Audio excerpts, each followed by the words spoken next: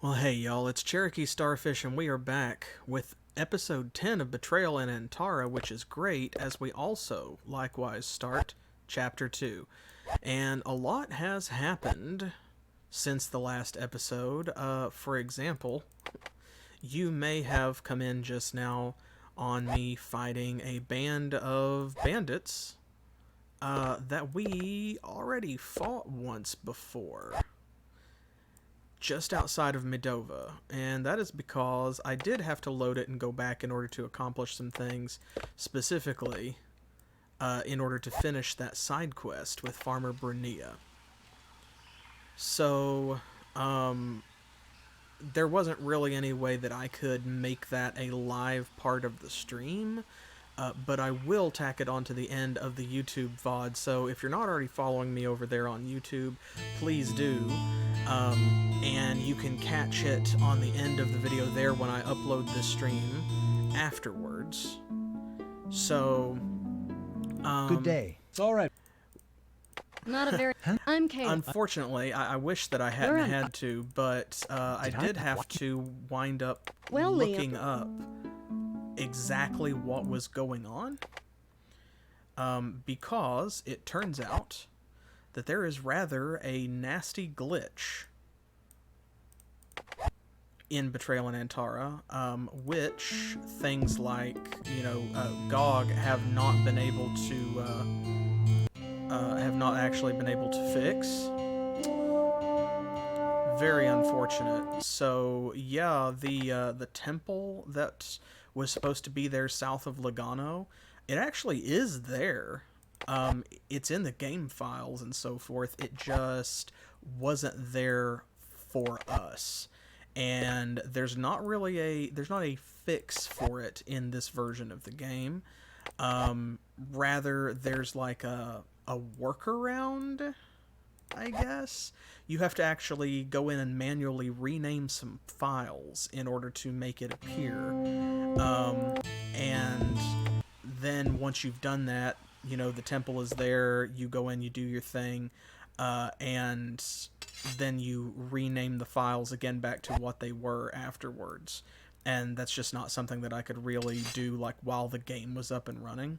So I've done it, and as you can see, I did all the running around as well, since I had to go back to not just to Motzi but to Lugano and stuff anyway. So I went to Aspreza as well. I repaired our precious new Montari chainmail, and check this out. When it is at 100% condition, it has 35 hardness, and the damage absorption is actually 65%. But you'll notice I got our armor blessed as well, because this is a big upgrade from our leather armor. So I went ahead and I blew the cash on it since we had it to spend, and you'll see down here we still have about 1,500 burlas, so that made me feel better about doing it. So with this, it got a bigger increase. I guess it's a percentage of the existing damage absorption is what's improved by the blessing of core. So chainmail has 50% damage absorption at 100% condition, and so it jumped up to 57 for Aaron and for William. Kaylin's Montari chainmail went from 65 to 69, so she got a smaller increase, but on the other hand, nice. Also, I decided to go ahead and give Kaylin the Montari chainmail for now. I know I said in the last episode, if you were here, that I was thinking about giving this to William so that he could tank for us while she played Archer a little bit more.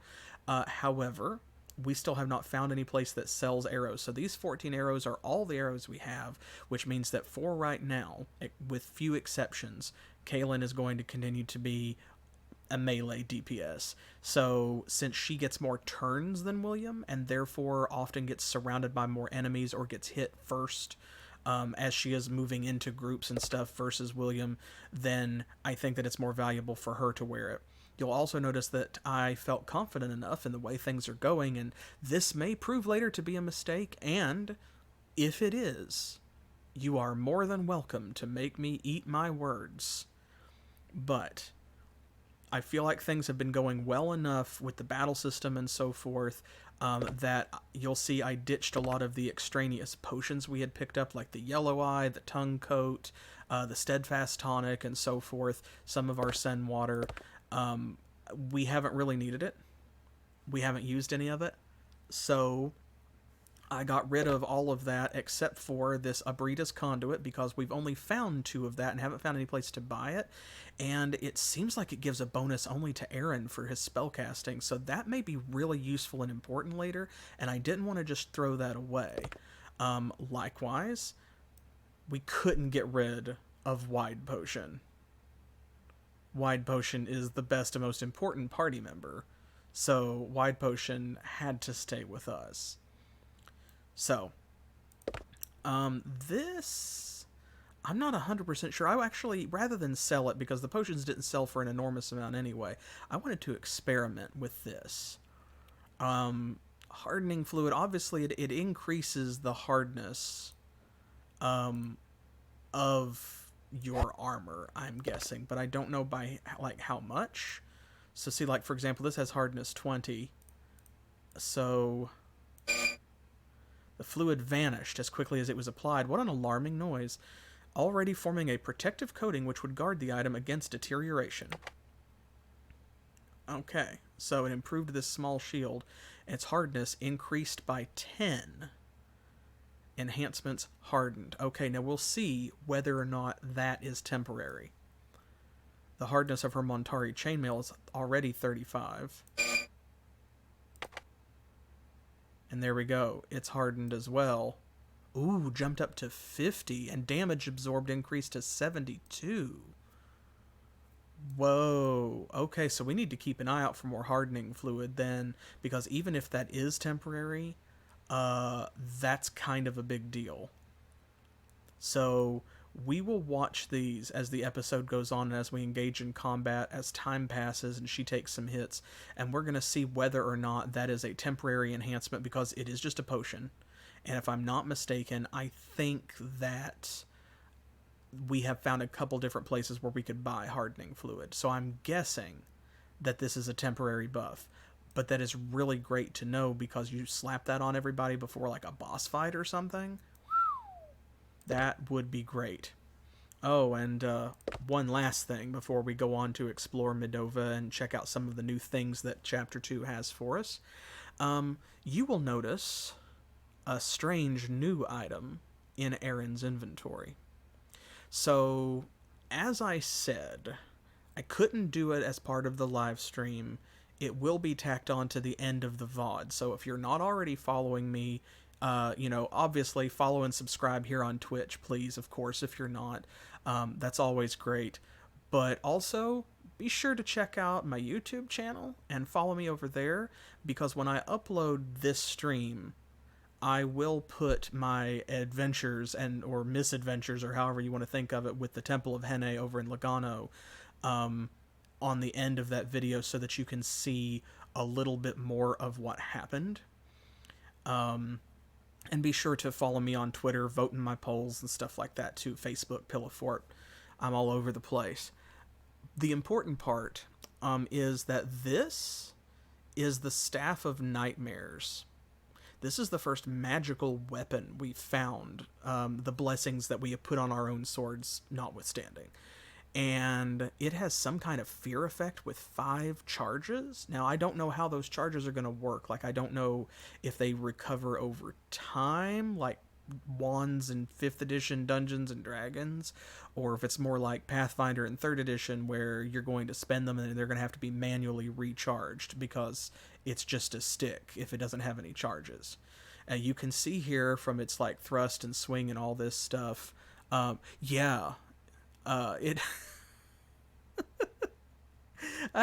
does it look like a chicken? I don't see the chicken. No, wait a minute. No, maybe I do kind of see a chicken. Okay, you know what? I'm not going to strain my eyes trying to see a chicken. It is definitely a snake. It's like Jafar's staff from Aladdin. So yes, you can see from its thrust, swing, and hack stats versus the quarterstaff over here. It is not nearly as good of a weapon as Aaron's quarterstaff. Oh no, you're all seeing the chicken. Okay, well, so the chicken staff is not as good to like actually hit people with as the quarterstaff, but it seems like there is some way that we can activate it to probably, it sounds like, cast a fear spell on enemies, which is pretty cool. So that's what was sticking in the ground. That weird thing that we could kind of see in the distance in Farmer Bernia's field.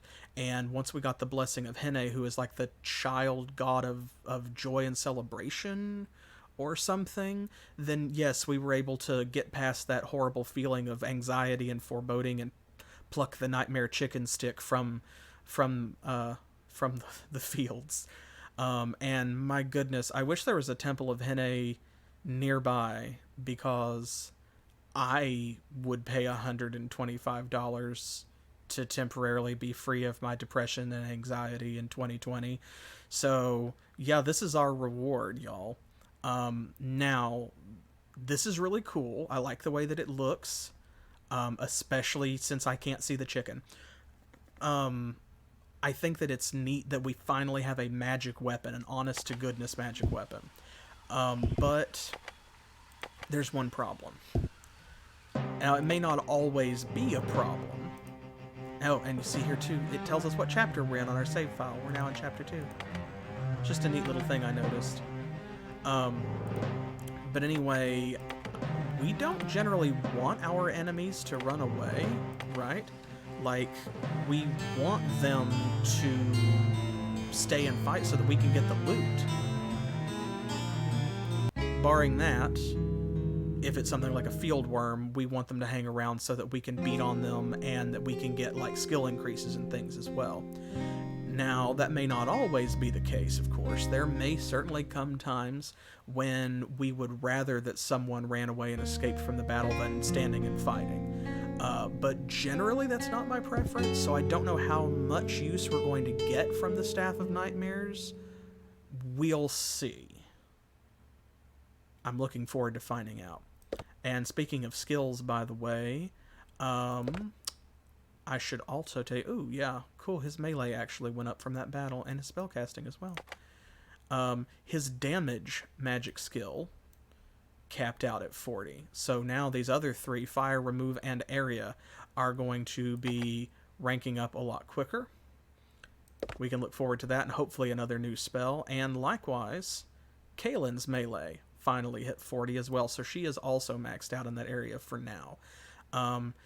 That brings her down to defense and assessment, and I really don't know what else to tag for her. She's not repairing things. We really only need one person who has the repair skill, so I don't see the use in raising either that or haggling.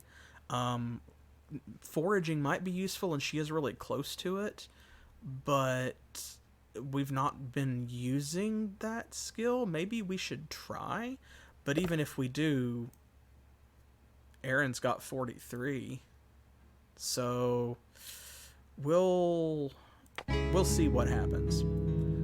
So, moving along, here we are in Medova, and Chapter 2 has brought us some new stuff, including Peerless Imports. This is a store that was not open when we were in Medova in Chapter 1. I have no idea what's here. Greetings and salutations. Welcome to Verazza's Peerless Imports.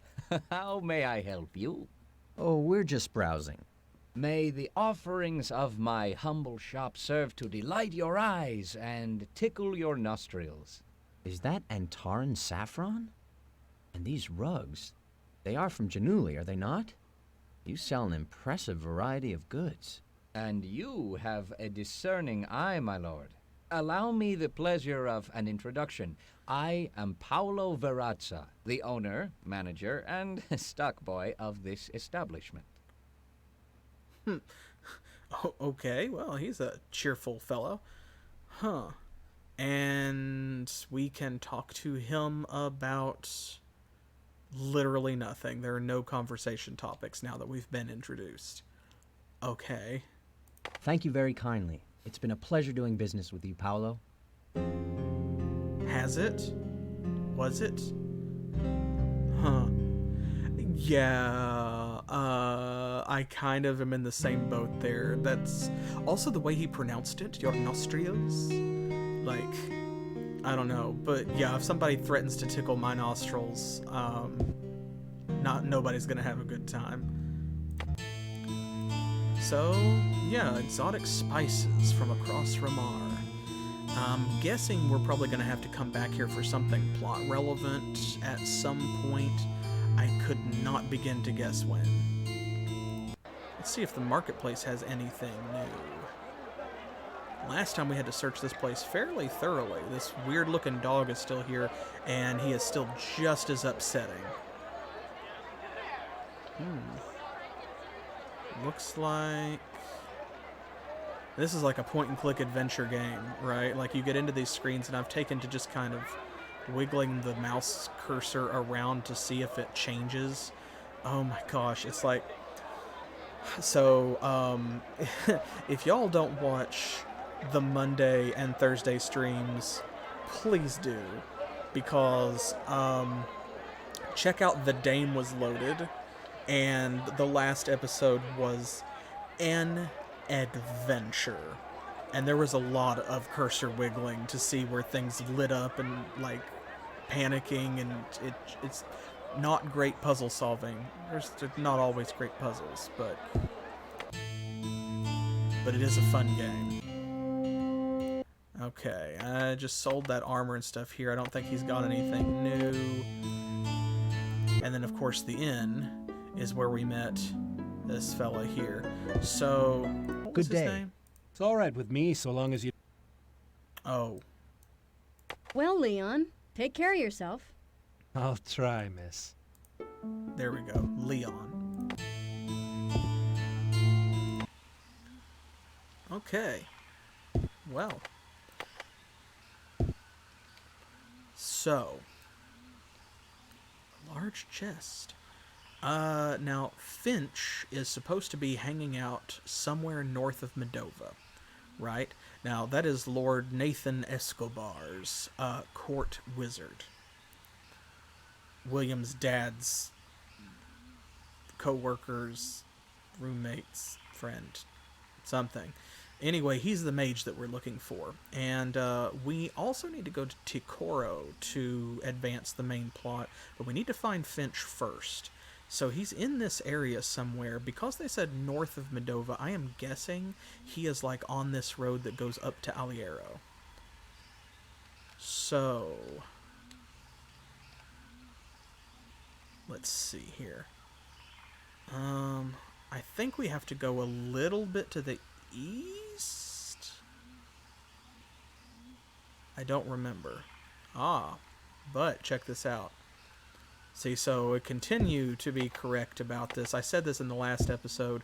When we changed chapters, it didn't just like repopulate random encounters, but rather it spawned new random encounters. So all the dead bodies that were left lying around, they are gone, and now we have new enemies to fight.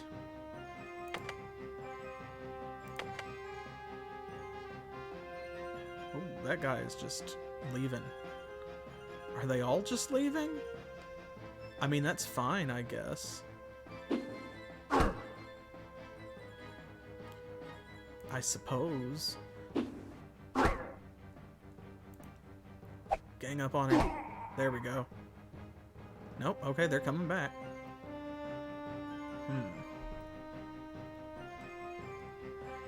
Did you?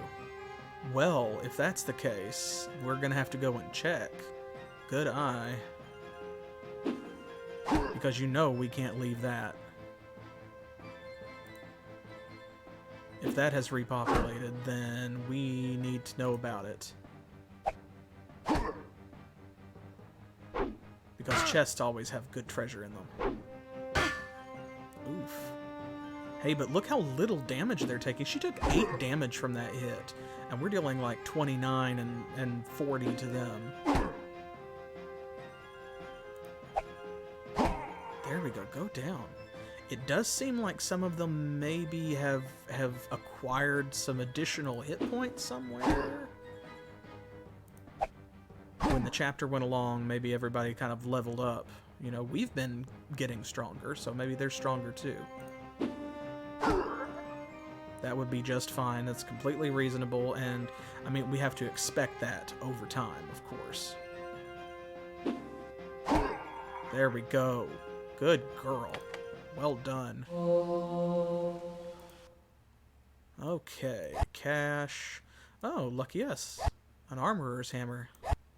We're gonna need that. Although hopefully not much.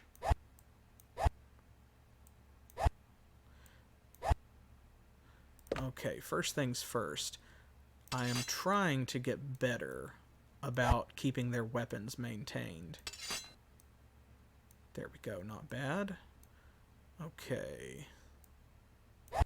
Aaron did get hit. 98. Okay, let's try and fix this. Yeah, you got it up to 99, I guess. And the Montari chainmail, 98.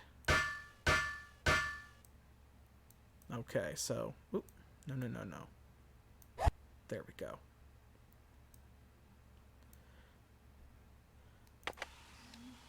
Okay, we will come back here. Let me mark this as per usual with a sack. Oh, I know exactly what you're talking about. Okay, so the Pop-Tart looking thing, you're talking about this, right? This is beeswax. This is basically the same thing as a whetstone, except that's how you repair bows. Because you can't use a whetstone on a bow. So yeah, this is how you use the repair skill to repair a bow as its condition decreases, which I'm guessing if it's like a sword, then presumably as you shoot arrows, the condition degrades over time, I suppose. We haven't shot enough arrows to find out. Now let's see, you were talking about this alcove, right? This little cul-de-sac. Let's find out. Did you see somebody? Oh, thank you. Sure. Oh, hey. You're right, it looks like an NPC. Oh my gosh. I bet that's him. I bet that's Finch. That's not what I expected him to look like if it is. High Mage Finch. You're Oh a my difficult gosh, man to it is. find. And yet, Master Escobar, you have found me. Now be a good lad and fetch me some Ceylon tea. My pouch is not so full as I had thought. Finch, my father sent me to... The Maposa beetle mates only once a year, abandoning her eggs to the whims of fate. Finding a clutch undisturbed is rare indeed, and this group should hatch at any time. The larvae are extremely sensitive to disturbances of any kind. You might say I feel a certain kinship to the Maposa beetle, if you get my meaning. Yes, but... Ceylon tea relaxes me, Master Escobar. I'm much better company when I'm relaxed. Right. Ceylon tea.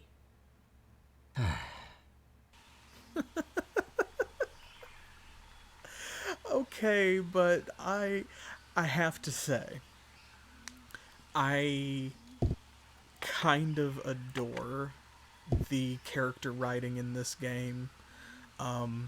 Not all of the dialogue is like well spoken, but it's always entertaining to listen to. And like High Mage Finch, like, okay, if he didn't have High Mage in front of it, this is a guy who I could believe is called Finch, like that's his name. But High Mage Finch, like, he almost looks barefoot. I guess he's got sandals or some kind of leather boots on or moccasins. But this guy is just so relatable. This beetle mates once a year. It is extremely sensitive to disturbances of any kind. If you bother it too much, it might just die. Do you understand me? Go get me some tea. God. Relatable, though. Okay, let's see. Paolo Verazza. I love how the NPC markers are just like randomly out here outside the gates. Okay. Since we're going back into Medova anyway, I am going to take this armor and sell it at their lovely armor shop. Now, Aaron, don't mess me about. I know you can carry more. There we go. See? See, look. You can carry more. Oh. Oh, come on. One more for the rope? No? Okay, well, you can't stack any more herbal powder. Well, that's fine. I got what I could carry, and we are making enough money now that I'm very pleased to... I feel like I've reached that point in Titan Quest where you stop picking up yellow items. Oops. And then later on you stop picking up green items too, and you only pick up epic items or better. Okay, I have to go to the inn first. Yes. Gonna need to rest. But we have been doing well enough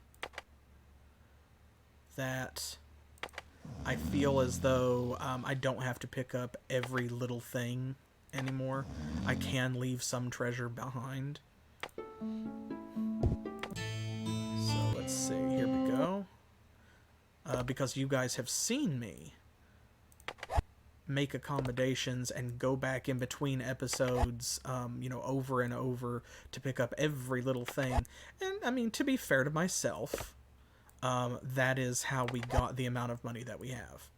Because I refused to leave anything behind, and I was been so paranoid about having enough that I made sure that we got all available cash that I could possibly, you know, obtain.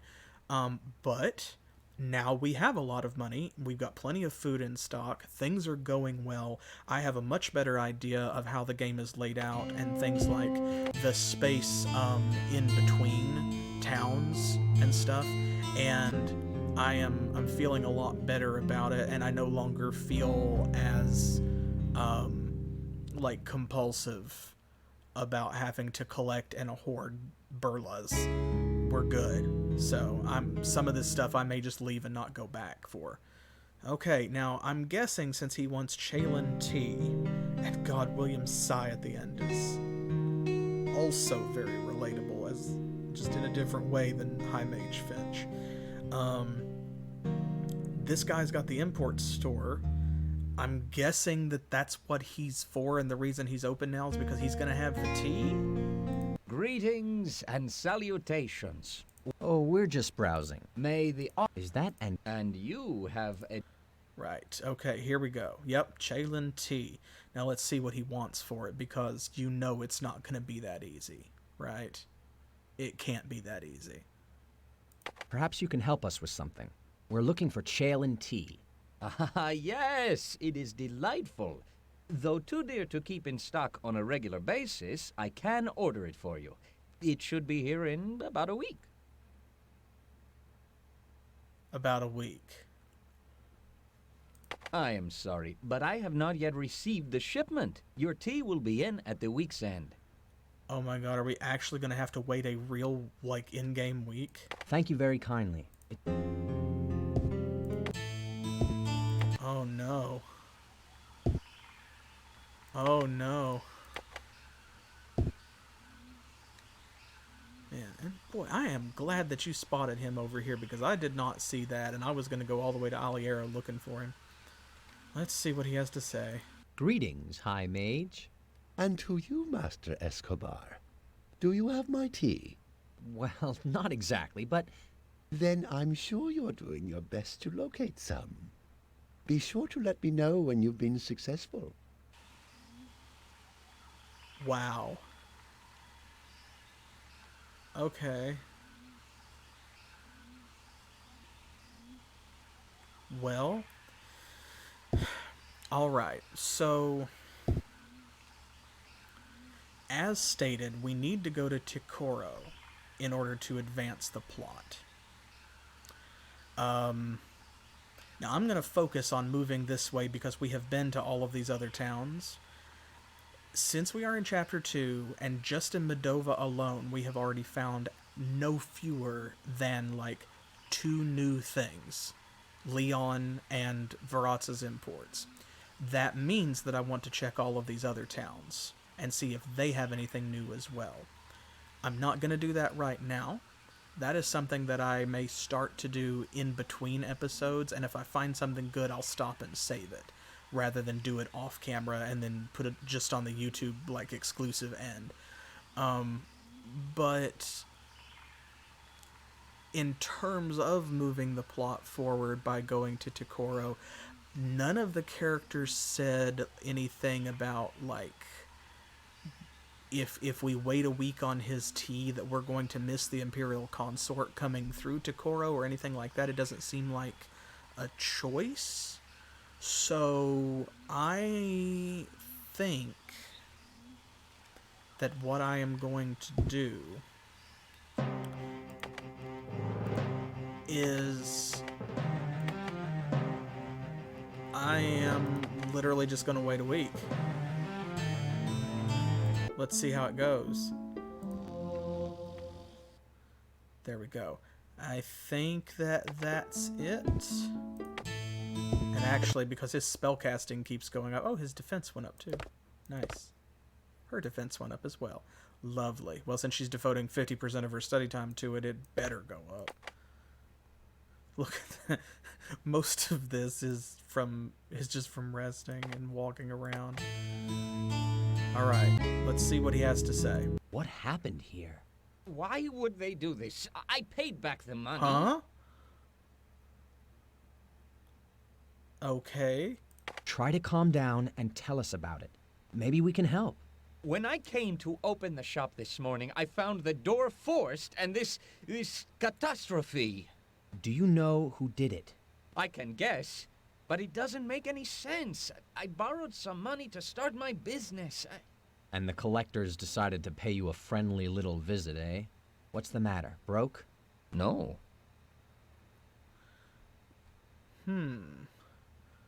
Anthony? Why did you take out a loan?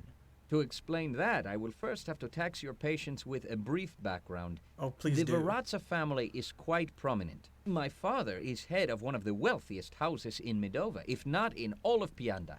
To him, politics and big business are meat and drink. But I have no stomach for such insidious maneuvering. I want a simpler life, surrounded by objects of beauty. Hence, this shop.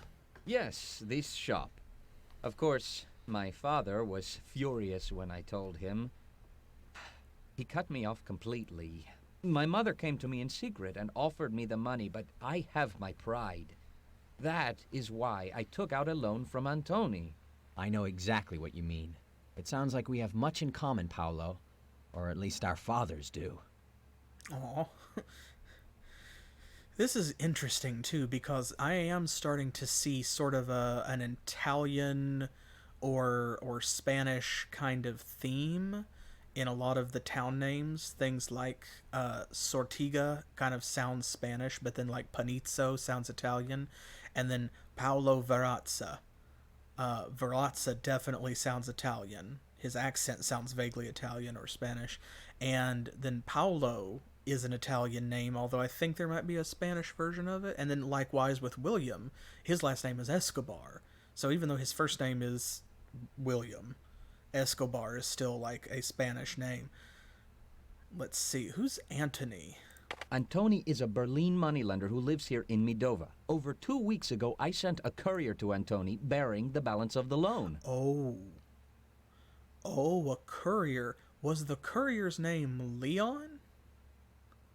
Antoni never received your money.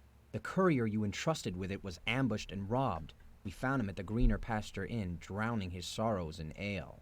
Didn't he tell Antoni that thieves got the money? Antoni didn't care. All he knew was that you owed him and he hadn't been paid. Funny thing is, the courier said he'd been jumped and robbed by noblemen. Henne's ears. The Contuso family. Okay, so things are starting to come together. Leon is not just like randomly in the inn for no reason. He is tied to the main quest, apparently. In the time of my great-grandfather, the House of Verazza suffered a devastating tragedy. For many generations, we had been close friends with the Contuso family. We did business together, drank together, married, and made babies together. Made One babies. fateful day, 2 Verazza infants were left in the care of a daughter of the Contuso family. A young man, her suitor, came to call. She abandoned her charges to go off with him to a dance.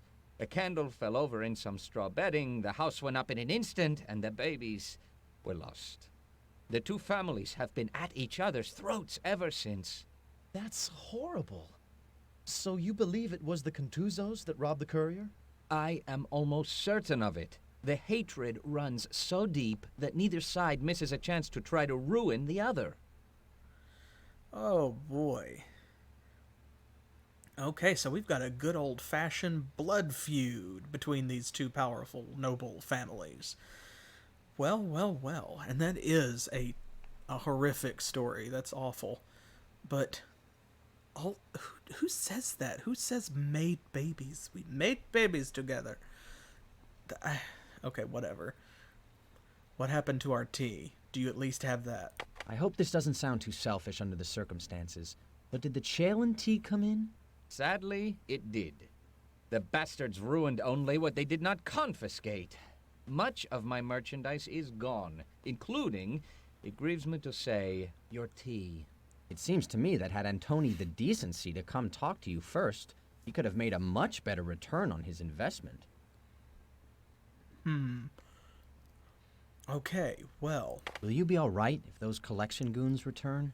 Don't concern yourself with me, my lord. I am not without friends. If those men return, we will be ready to offer them our hospitality. Offer them some hospitality from me, too. Perhaps on our travels we can help clear up this mystery. Goodbye, and good luck. Okay. So, things are only getting more complicated because now that means that we are going to have to find Antoni Contuso in order to retrieve the merchandise, including the Chalin tea, not just to solve Paolo's problems, but also to get High Mage Finch off of his High Mage horse so that he will talk to Aaron and teach him how to not turn people into stone by accident. Good day. Mind if we... It's all right. Okay, did he say where he was traveling when he got jumped? Did I hear right? Aye, nobles. Unless... Why haven't you gone to the mat? Yeah, right. Okay. Well, Leon, take... I'll try. Huh.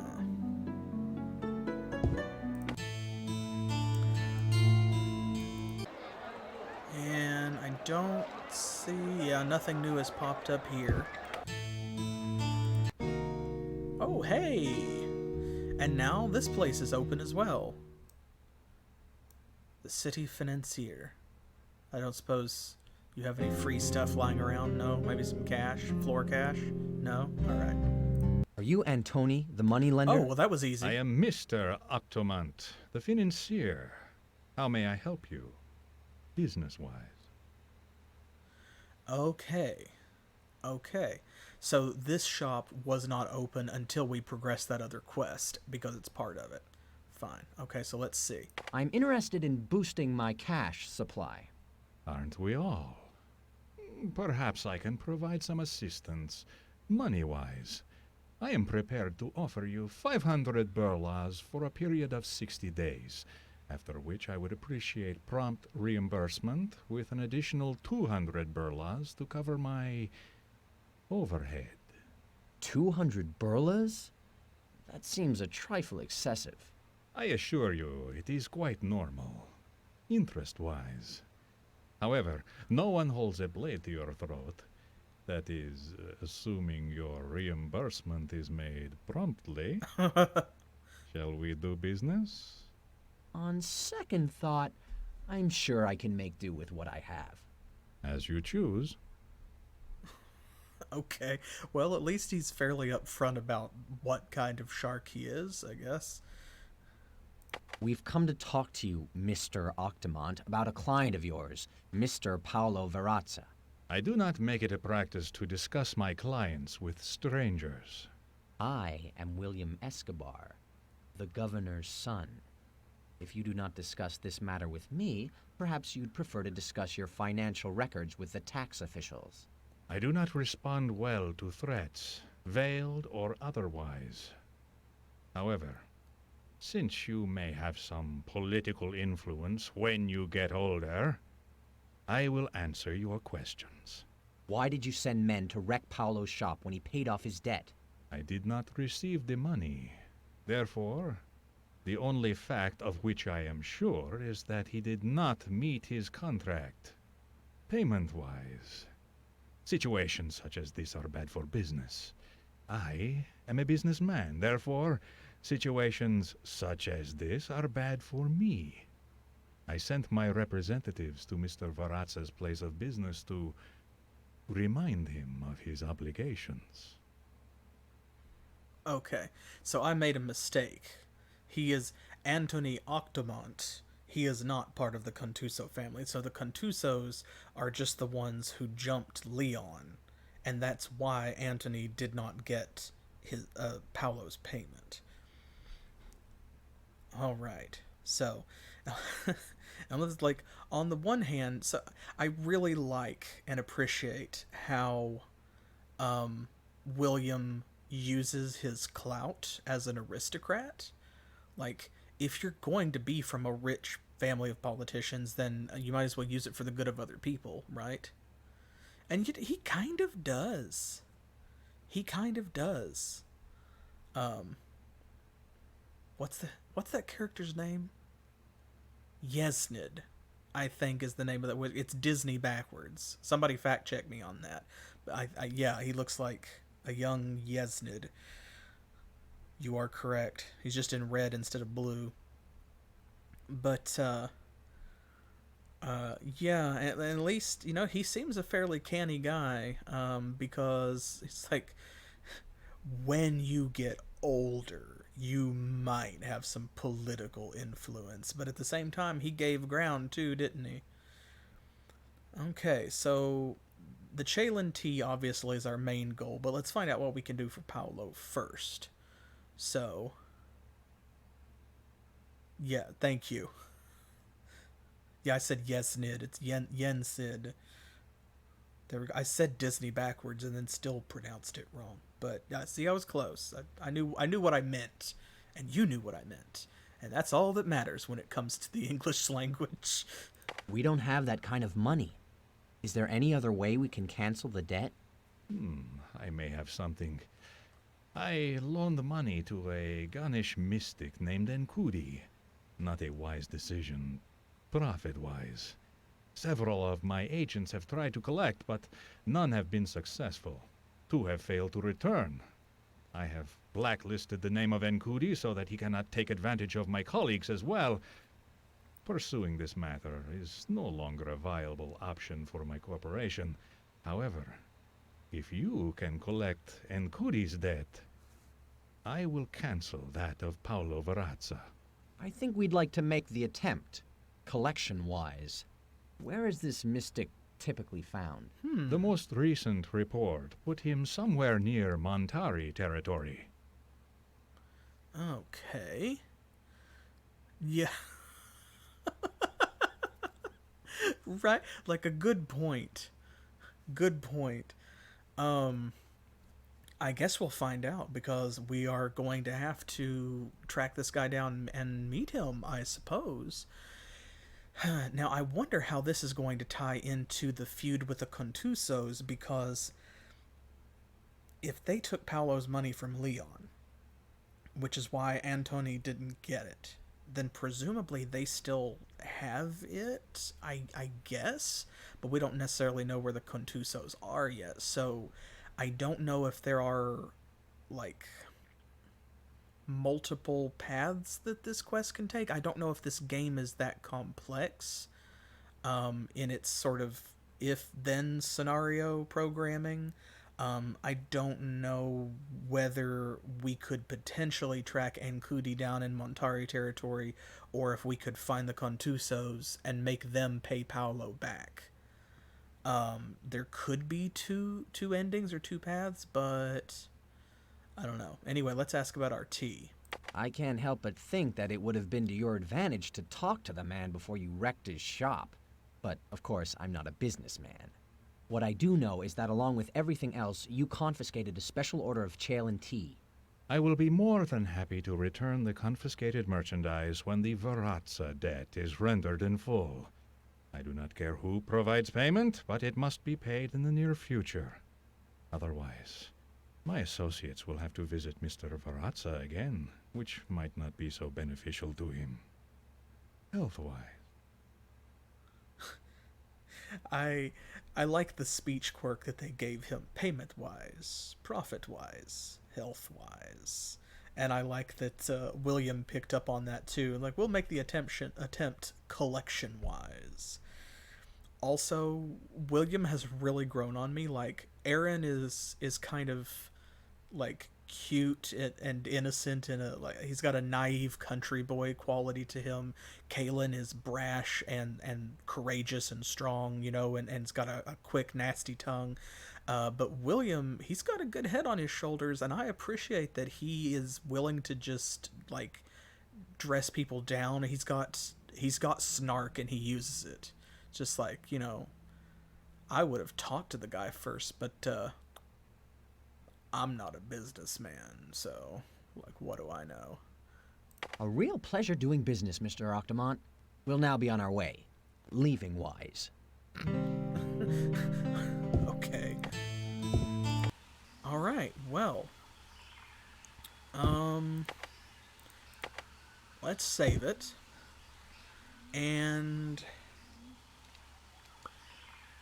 so here is my thought. He said that he had been seen near Montari territory. While we have fought Montari all around Legano, Sortiga, and like Balmestri and stuff down in this area, all to the south, the only place that we have heard specifically referred to as Montari territory, to the best of my recollection, is this space right here between Sortiga and Balmestri, where we went to those caves.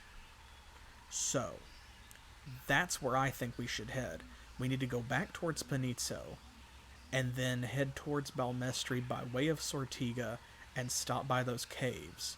And what was the Montari representative's name? Chi, I think?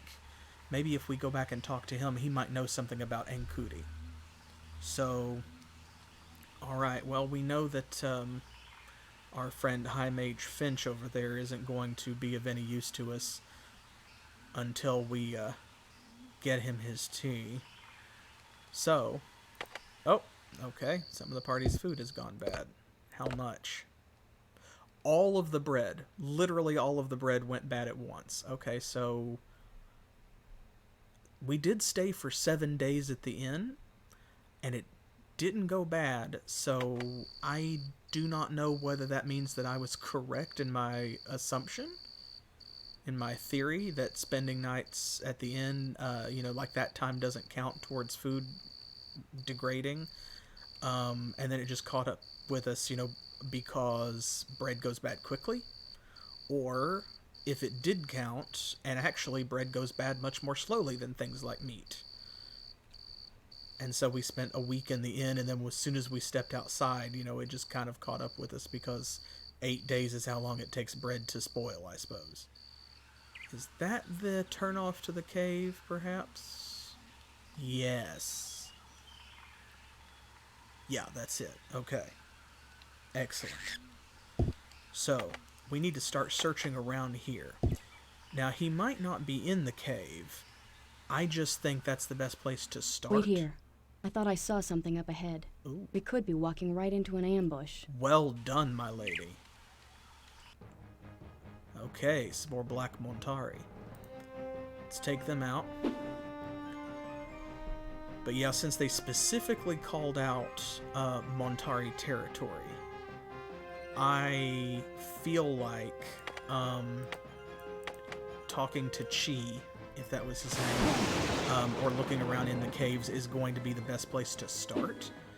And then if we don't find anybody down there, like, no harm done, we can go out and we can look in other places. And yeah, man, so the chainmail is already making a huge difference, but then on top of that, having Kor's Blessing as well, I really am seeing a huge difference already. They are taking drastically less damage from melee attacks. So, that was well worth 900 burlas apiece for chainmail and blessing, because it was about 650-ish for the chainmail itself, and then 250 to bless it, I think. And then for the Montari chainmail, of course, that was free because we got it out of a chest. But then to go back over to a Sprayza and have it repaired, that cost 200 from the Tinker. There we go. There's your corpses. Okay. Cash. So when we head back towards Medova or Panizzo, and we're on our way, if we have inventory space, we can grab this stuff and take with us. Otherwise,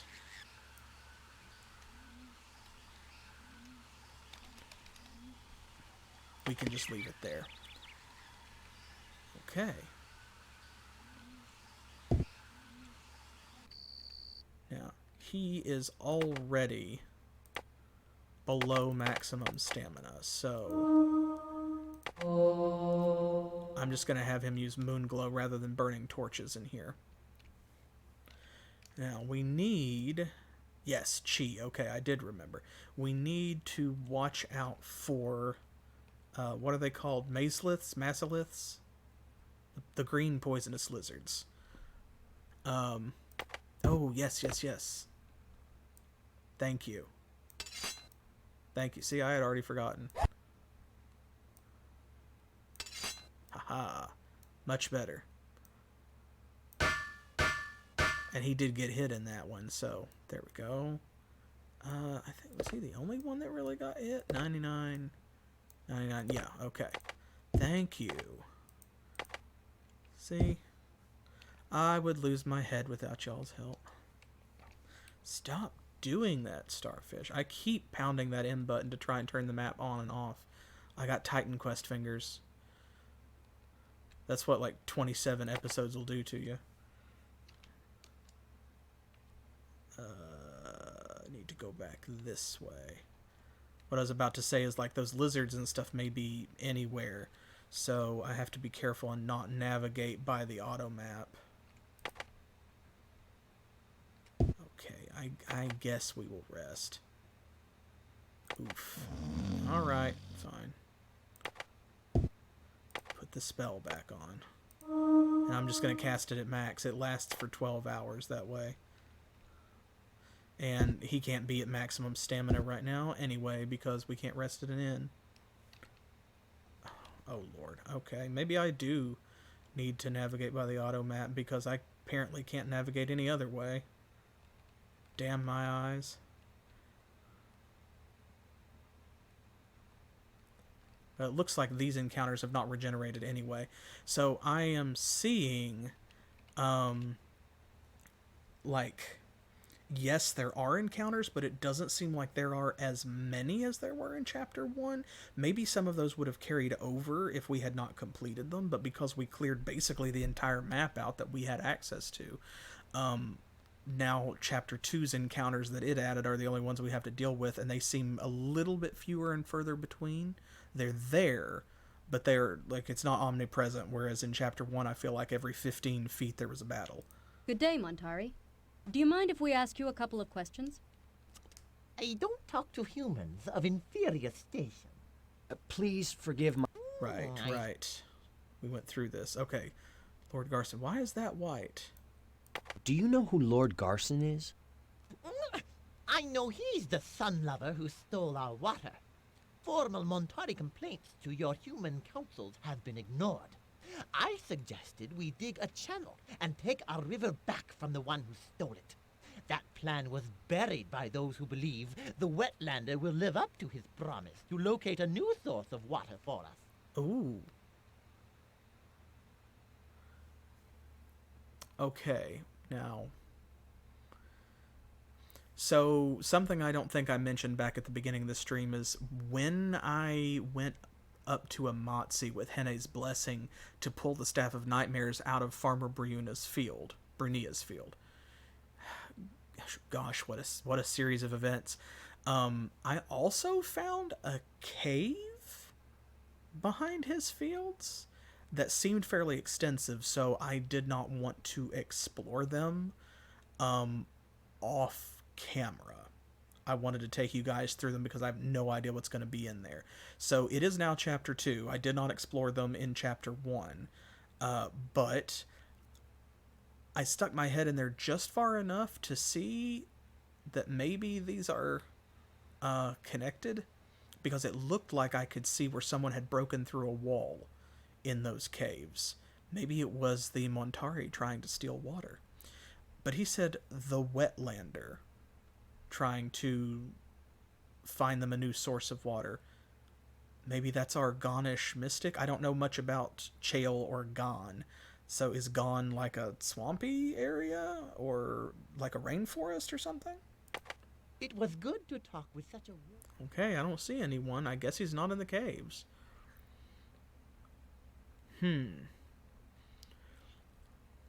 Well, he's got to be somewhere... I won't say obvious, because that's not necessarily going to be the case. But he has to be somewhere where we can find him. You know what I mean? Because this is a main story quest.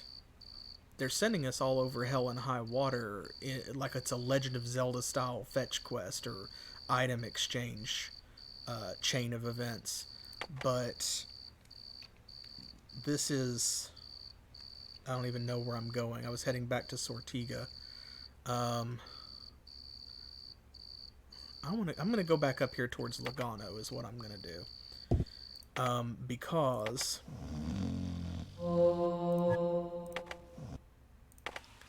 what I want to do... Oh, looks like there's a random encounter up here. What I want to do is, since I don't know for sure where he's at, but they said Montari territory, and then there's that cave that I mentioned where it looked like they were breaking through, and then when we asked Chi about Lord Garson, he mentioned that. That's the next place that I kind of want to check before I just start going back and forth and we begin to go over quote-unquote Montari territory and that whole area in like with a fine-toothed comb. So let's find out first if maybe he's in this cave, or... wait a minute. I saw Phil. Is this not an encounter? Oh, this is an NPC. Is this... Who are you? You certainly aren't an easy man to see. If I didn't know better, I'd think you were downright unsociable. Huh? Well, you're seeing me now. What do you want? What? Wait. Is this the guy? No, what is he just doing on the road between... like on the way to Logano? I mean, I guess that's Montari territory. We can ask him about debt. I guess this has to be him, but how do we even know? Does the name Antoni Octomont mean anything to you? Yes. The lender, money-wise. I suppose you're here to collect. Very well. These gems have served their purpose. They will be more than adequate to cover the debt. Make sure these get to that Berlin money grubber. Well, just get them there. He just kind of trailed off. So the gems have served their purpose. What were they, like shield stones that ran out of charges? Lovely, aren't they? And useful, too. I needed these gems to make a dowsing rod. The drought has hit the Montari hard. My plan is to tap into an underground wellspring for them. You're Gonish, aren't you? Ooh, Why such concern for the Montari? Okay, A confirmed. Montari risked his life to come to my aid once, a long time ago. He died saving me. I figure this helps even the score. Okay. Well, this is unexpected. On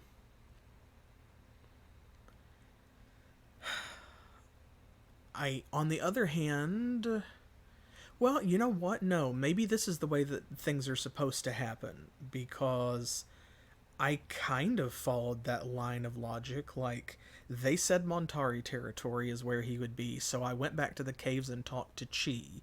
Chi had a new conversation topic about Lord Garson, and he mentioned a mystic or someone, a wetlander, helping them to find a new source of water, and he also mentioned specifically tunneling, like, into Amatsi to steal the water back. And that pointed me towards Amatsi, and I decided to go that way when he wasn't in the caves, and then we found him along the side of the road. So I guess it worked. I guess in a way the game kind of put us here. So, okay, tell us more about this dowsing rod. How are you drawing forth the water? Some complicated magic is involved. You wouldn't understand. Don't be too sure about that. I'm an apprentice mage. Well, I'm going to be. In any case, I'd like to learn. An apprentice mage, huh? I'm impressed. All right, boy. You can help me finish the job. Help finish the job? Oh, okay, wait a minute. So he doesn't mean a dowsing rod like finding water. He wants to use it to, like... Well, no, I guess that's what he means. Right, so... But he sounded like he'd already found it? Or, like, that he'd used it? What can I do to help? The wellspring is deep in the Montari Warren. The rod needs to be planted in the ground near the spring, then activated. How will I know the right spot? The rod will lead you. I would go myself, but there is much to be done here. Your assistance will help end this drought all the sooner. My thanks. You can rely on us to do as we have promised. Good. See that you do. Gee, thanks. Okay. So... Ankudi's gems. Okay, so this is the payment that we need to take to Antoni. William stared at the handful of tiny gemstones, pearls, rubies, emeralds, sapphires, diamonds. Even at their size, such a collection was worth more than most men could hope for in 2 lifetimes. William suppressed a flash of avarice, realized he wouldn't be at ease until the gems were delivered to Antoni and Medova as promised. Okay, so that's our quest item. Okay, and here's the dowsing rod. Or divining rod. It seemed like an ordinary stick to Aaron until he grabbed both prongs of the forked end. Then the stick came alive, tugging at him as if dragged by an invisible current. Okay, so before I forget, I'm gonna save it. I'm gonna lose this progress because this is already pretty wild. Okay, so he said the spring was deep in the Montari Warrens. We are closer there than we are to Medova. So, let me head back to their caves.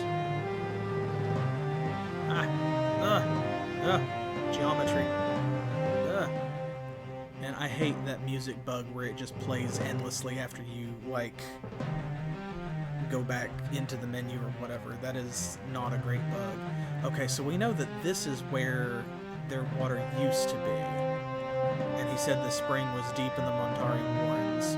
So maybe he's just talking about this? I thought that this was their old water source. Maybe it's a new one. Can we use this? We'll just click on the water, maybe? Oh, hey!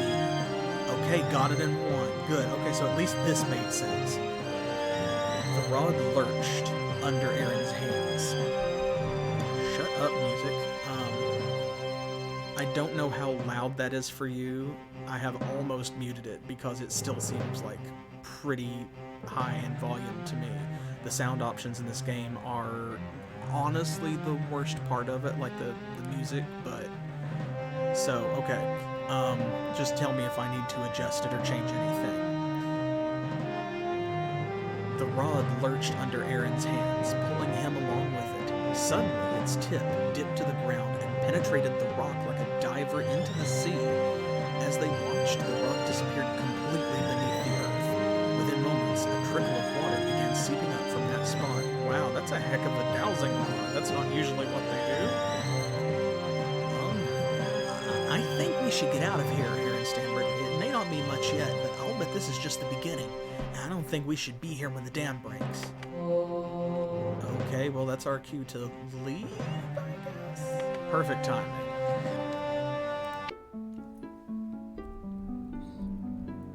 There we go. Much better.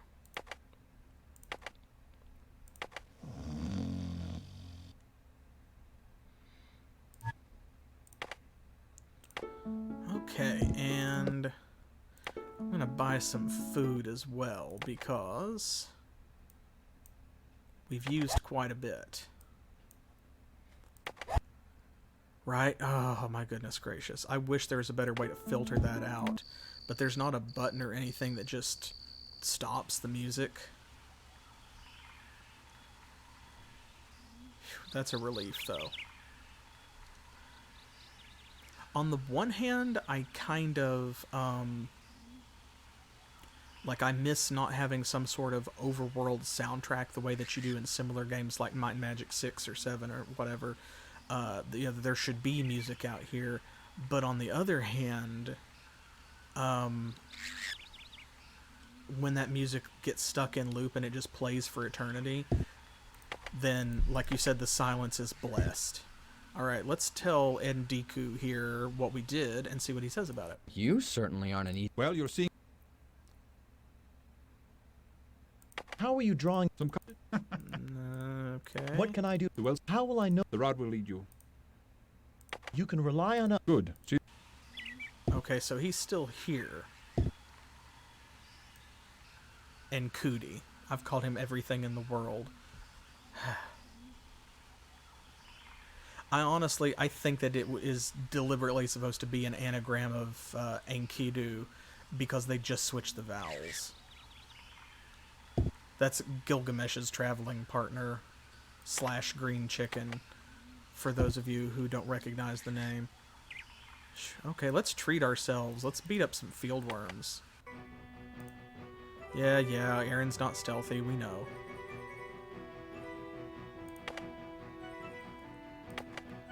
I'm waiting for a shield spell or a healing spell or something. I'm guessing that's going to be something that comes, like, in the late game, if it comes at all. I'm definitely interested to see what other types of magic he gets to fill out the rest of his repertoire, because there has to be more spells. We know there's at least one, because there's that weird one with the, like the yellow sparkles, that I think is some kind of debuff, similar to, what's it called, Sight Unseen. And I don't know for sure what it does. Just, I have seen the animation because a Montari mage or a pirate mage, one of the two, hit us with it. That was, I don't remember if it was episode 9 or episode 8. You'd have to go back and check the YouTube playlist and watch them both. But it's the battle where we had to fight like 3 mages at once, and I think I had to load it once and refight the battle a second time. And the higher level mage hit us with that weird golden sparkle spell, and then one of the less powerful mages used Sight Unseen on us. Oh, there we go. I love that when they just disappear wholesale like that instead of sinking into the ground. Oh, his melee went up. Nice. Oh, hey, cool. Oh, ooh. What was I just saying? Check this out. Okay, so his area has maxed out at 40. So we can uncheck that, but check this out. He's got a new one. So it seems like as we get to certain levels in others, he's automatically unlocking new ones. I guess because it can't be just his spellcasting stat overall, because it's not going up that much. Water. Rain, water, and other liquids. Current value 19. Cool. And we have a new spell. Touch, remove, and water. I wonder what these are going to make. Dehydrate. Ooh. A new attack spell, perhaps? Or is that just the weird yellow sparkles I was talking about? That's some sort of debuff that makes you sad. Very sad and thirsty. Okay, well, either way, that's awesome. Cool. Oh, and repair. So we have to go back to Medova. What I want to do to kind of finish this stream out is I'm going to hit Imatsi. Because we can loop around and go to Medova that way. So I want to hit Imatsi and show you that cave in Farmer Bernia's fields. Right? Let's see what's going on back there. Does it seem awfully quiet all of a sudden? We should be cautious. Ooh, hey. That's the first time that William has succeeded at a scouting check. Nice. Well done, William. And it's fieldworms again. Wild. Okay, she can get to all of them. I'm just going to go this way.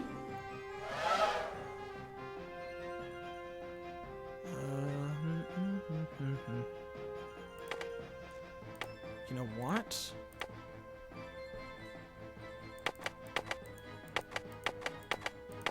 There we go. We haven't really cast this spell yet. Let's do it. Hey! Cool. It works on fieldworms too. And it absolutely is the spell that other enemy mages have been using on us. So, we pretty much knew that, but now it's confirmed.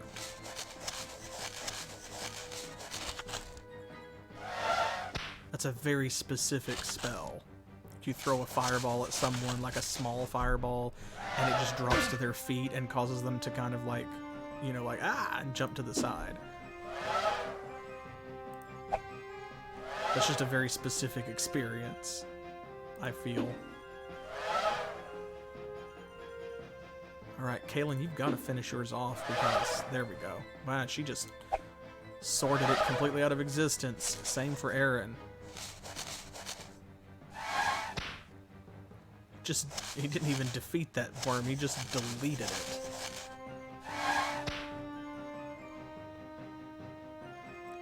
This one, I think. There we go. Nice. Okay, I think Aaron is the only one who got hit, so... his defense is going up too. Oh, cool. Spellcasting and spell accuracy went up. This has been going up really slowly for some reason, and I think I know why. It went up when we used Hot Foot. It hasn't been going up when we've used Static Discharge and Lightning Bolt. I think it's because those spells can't miss.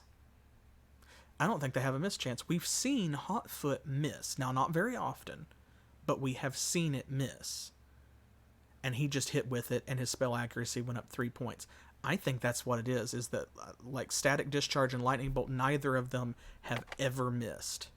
All right, his fire is at 42. Cool, so we can take that off. And now these two will go up really quickly. And hey, there we go. I saved this so that y'all could see. Ah, my friends, how wonderful to see you. In that field. We'll keep our eyes and ears.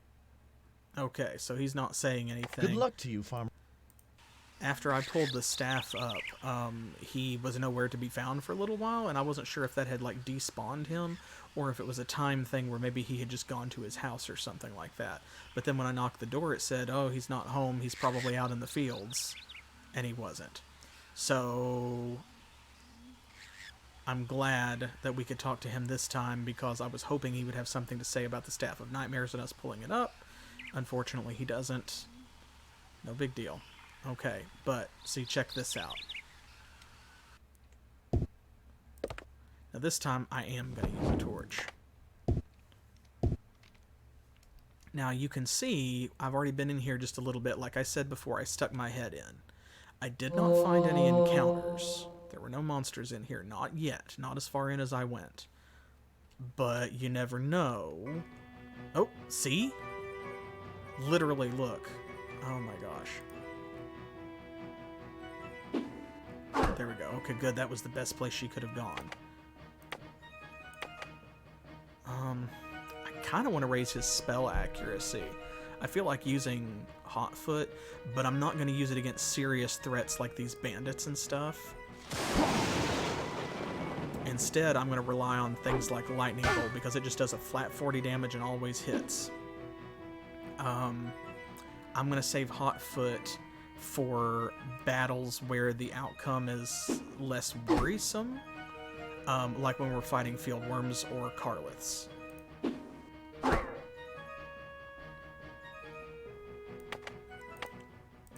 Let's do another Lightning Bolt. Boom. I love how it still comes down vertically out of the sky, you know, in theory, but, like, we're underground, you know. There we go. Okay, now, rest. Let's finish this guy off with swords in the traditional fashion. Don't want him to get away, so... Oop. Boo. Boo, Aaron. Yay, Kaylin. I didn't even see these guys. Where are they? Oh, okay. Like right here. Cash. Cash. Cash. Rations. We're probably going to have to rest in here at least one time. So I will go ahead and take that bread. Gonna get that bread. Okay. So, do you guys want to go any particular way, or I guess I'm just gonna start with the west, probably. Ooh. See, here's the thing. It immediately starts branching off. It's like the Montari caves. It's like a cave system.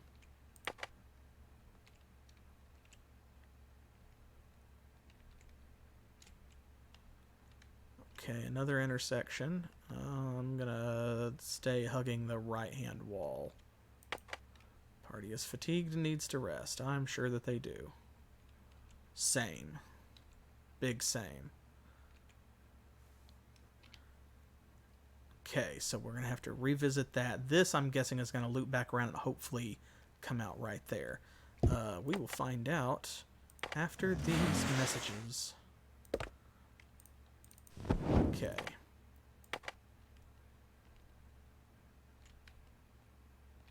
Another intersection. Yep, okay. I am going to go this way first and try to connect things back up. There we go. I'll just map the intersection and make sure that it's really clearly visible. Okay, this one, I bet, yeah, just loops around. Almost assuredly. Yep. Okay. So far, there's only been one encounter. Okay. Oop. Let's go down here. Well, you can hear the sound of me banging my head on the wall. There. Okay, now let's see what's up these steps. Anything? Aha. See, this is one of the things that I found before. It looks terrifying because, like, from a distance, check that out. Doesn't it look like a monster, like with its mouth open and that's its teeth? See, right there. So that just loomed at me out of the dark. I just kind of turned and was just like, nah. And I was like, you know what? I don't need to be in here by myself. I'm going to wait until I'm live so that I won't be alone. And yeah. See, so it's almost with the supports and stuff makes it look like a mine tunnel.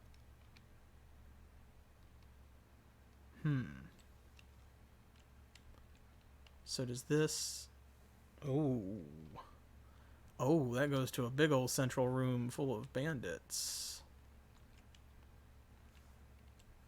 Oh. So this goes back... Yeah, this is where we fought the other bandits before. Okay. I'm gonna have to pick up some more torches, but we can make that happen. Alright, so that's done. Don't let me forget that little bit down there, but I am going to go to the central room first.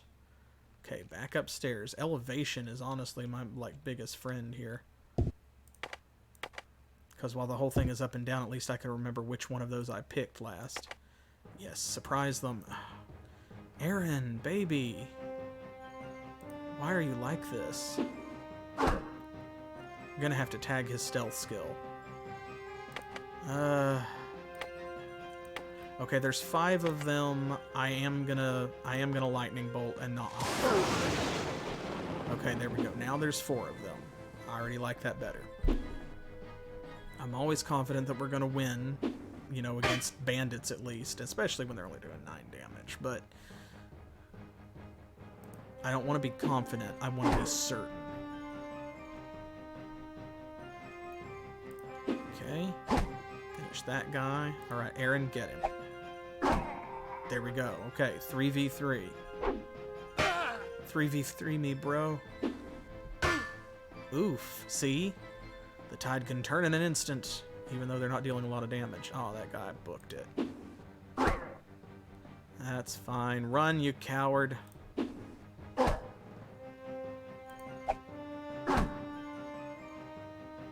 And he's gonna go too.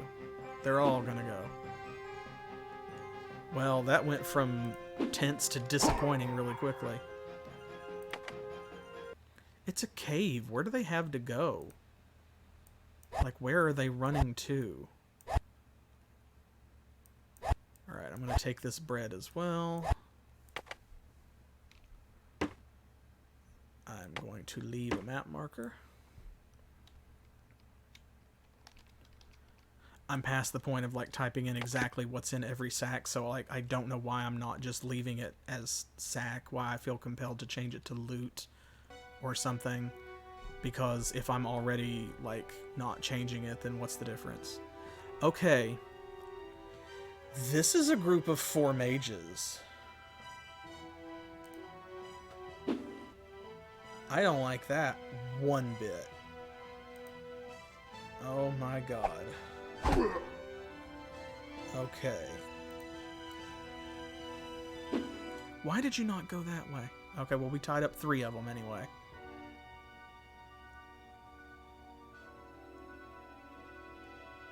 Lol. I can't use lightning bolt on any of them.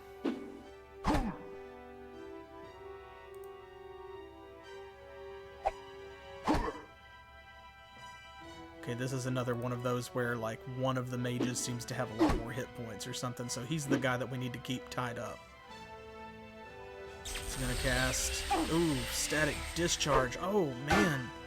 40 damage? Oh, wait a minute. It's not going away. Is that some kind of damage over time effect? Emulsify. Oh, no. The Emulsify spell, what does that do? Oh, okay. Oh man, he's got low stamina.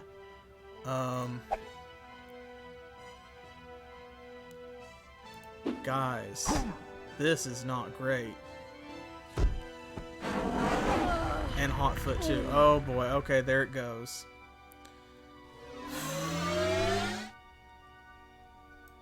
Whoa, spells adrenaline. They are doing all kinds of stuff that I have never even seen or heard of. Oh boy.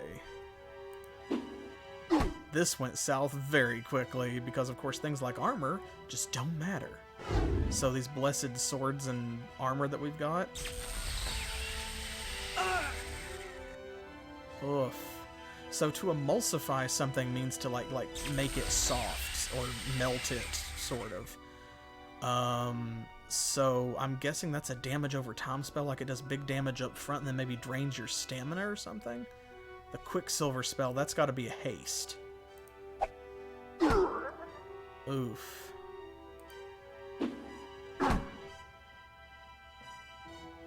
This is not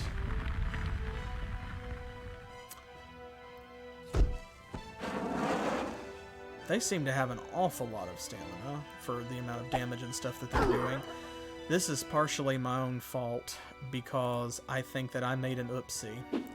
Kalen had that one mage distracted, and I had Aaron double team him instead of hitting another one, and that freed one of them up to cast a spell, and then it became like a chain reaction. So I am going to have to fight this battle again. Oh my goodness gracious. That 40 defense, though, that has to be why they're not hitting Jack. But this is better than Kalen dying, for sure. So, there we go. We just keep them locked down so they can't cast spells. There's one. Sure, whatever. There he is. Okay, he did have some leather armor, so the other ones presumably also had leather armor. But, like, also whatever, because they kicked my butt that first time.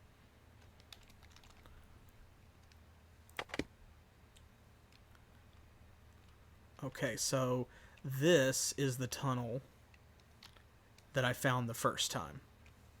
So I'm glad that I did not come through, because if I had, I would have fought those mages.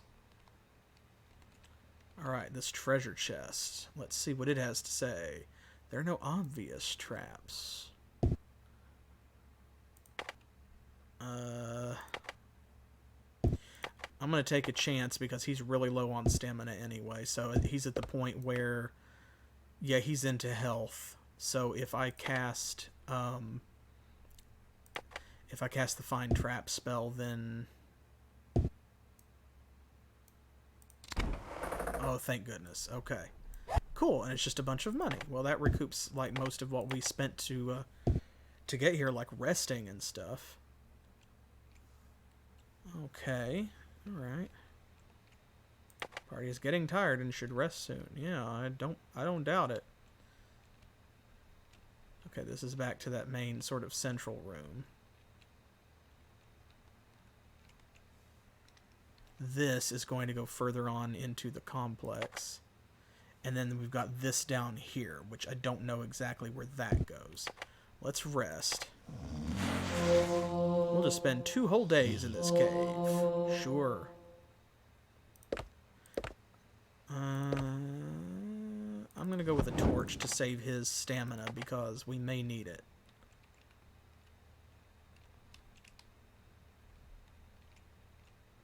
Let's see. Carefully, carefully. Looking ahead. What will we find in here? I have to wonder. Is this a mine? And if so, why do we not know about it? I thought the mines were in Aliero, not in Motzi. Oh! Oh, okay. Well, it just looped back around. Ooh. Okay. Cool. Sure.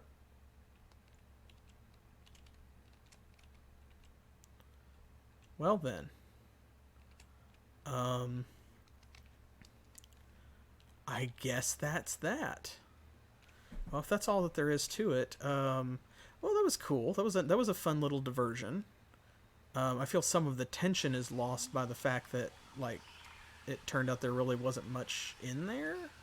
But that battle with 5 wizards was definitely a little anxiety-inducing. So, let's go ahead and... Oh, hey! Wait a second. Don't we recognize that fellow? Isn't that Scott? Scott, what are you doing here in Imatsi? Good question. I'm at seeing what there is to at sea.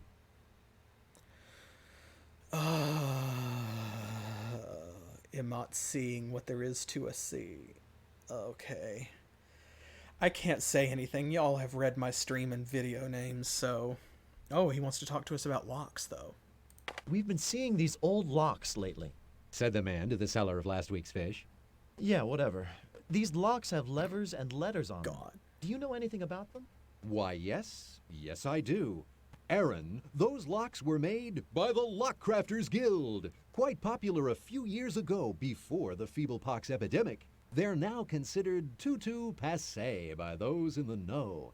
I understand that the current rage on the lock fashion scene is for some kind of bead contraption.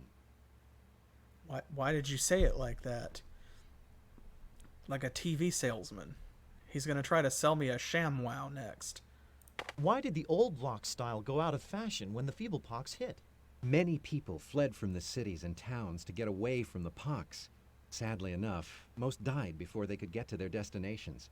Their locked belongings lie where they were dropped, scattered across the countryside. No one touches them for fear of the plague. Since people are naturally superstitious, even newly crafted trivia locks seem to carry the taint of the disease. So the lock crafters left off making them altogether. Okay, that's wild, because he just gave us an explanation for why there are random treasure chests in every corner of the overworld map.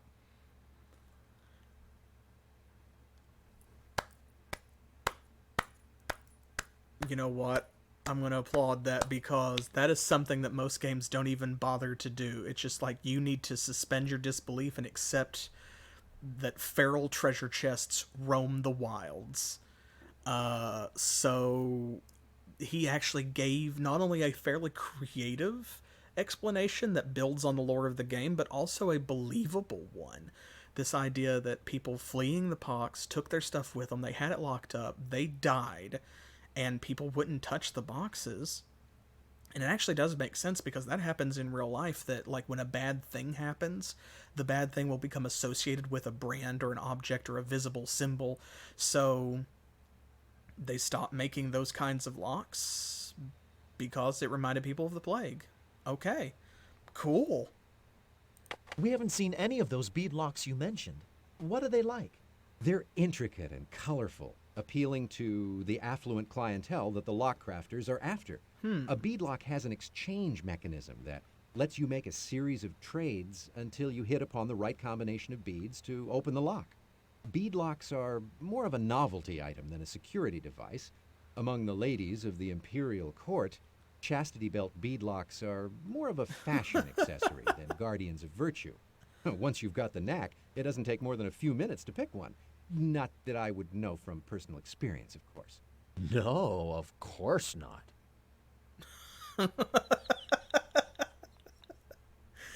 Okay, I'm not even gonna unpack that, but that's great. The game actually gave us a rundown of, like, I guess something new that it's going to throw at us. Maybe we should be watching out for those kinds of locks to appear. May your roads be dry and cool, and your ale sweet and warm. May your wit be dry and cool, and your women sweet and warm. Bravo, but you're a pair well met. And well parted, though I'm sure we'll meet again. Well, I'm glad that we ran into him.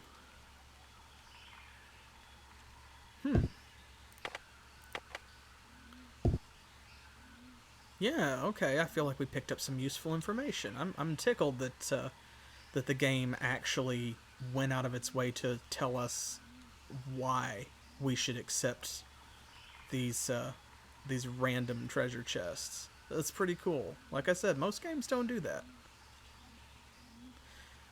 This game definitely does have its flaws. There's no denying that. There are problems with Betrayal in Antara, but I really don't feel like, for the most part, that the writing is one of them. You know what? Hopefully y'all agree. Okay, these are just bandits. I'm actually going to... Let's see. There we go. That's relatively cheap. You know, okay, I'm gonna spend 5 stamina a pop. because what I'm hoping to do is to spam this spell on enemies that aren't a serious threat. And he'll still be contributing some minor damage, but most importantly, he will be leveling up his spell accuracy, because I don't know that future spells will need that, but we have seen some stuff like when those enemy mages attacked us, right? And they were shooting spells like Emulsify out at us. So that makes me feel as though those spells might require a ranged attack. And if that's the case, I want that spell or that skill maxed out for him. And casting Lightning Bolt and Static Discharge is not going to do it. Man, that Montari Chainmail is doing its job, and it is paying for itself, because it definitely was Caitlin who needed that. Get him. You don't get away. I don't care. I don't even care this time. Okay. Let's go again. Hot foot.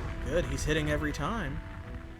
I don't know if spending more stamina perhaps would affect the roll, or if it's because it's a relatively low-level spell, if that concept really even properly exists for Betrayal in Antara, you know what I mean? But it seems like he's fairly accurate with it. I don't want to shoot it at this guy because, yeah, see if he does miss. I don't know if he can hit Kaylin.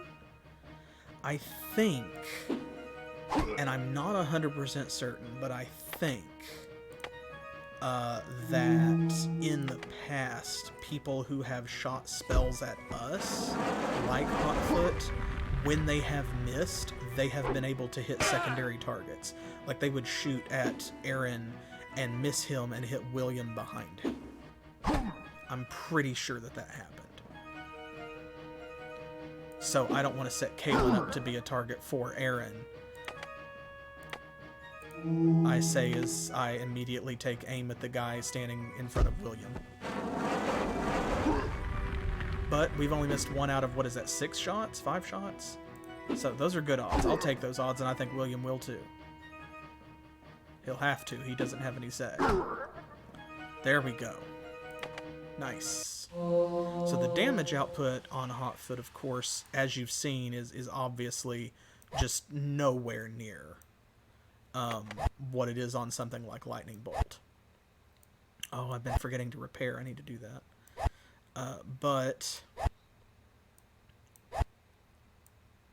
it does cost way less stamina, even if you put enough into it to pump it up to 10 damage, so that you get the forced movement effect. And that's great, because that means that I can kind of spam it a little bit in battles like these, and not worry so much, so that way we can build up that spell accuracy stat for him. Spells. Oh boy. Oh boy, oh boy. Let's see. Okay, so what we have lit up is area, range, create, fire, light, and remove. Okay, and others gray out as you choose combinations, so that you can only choose stuff that's viable. So if we choose area and then range, fire and create disappear, but light and remove remain lit up. So if we choose remove, oh, this is the first time. Check this out. It's always been 3, now it's 4 of them. Moonless night. Area, range, remove, and light. So we are removing an area of light at range, so it's a darkness spell. Okay. Alright. Okay. And we have some other combinations as well. So once we learn Moonless Night, we can go right on to some of the next ones, whatever those are. Okay. Cool. Cool, cool, cool. I'm very excited. Let's talk to Antoni. Jewels. Here we go, and now we know this trick. Hey, Antoni, brought you a present Where did you get these? from Nkudi himself. Have we cleared the table now? Yes, indeed. Cleared and sealed. I will cancel Paolo's debt and return his merchandise immediately. All right. I can't help but think that it was I will be... Okay, well, a real pleasure doing business, Mr. Octomont. we will talk to Paolo about our tea. Oh, my dear friends and benefactors, I am overwhelmed. Such an act of kindness for a stranger.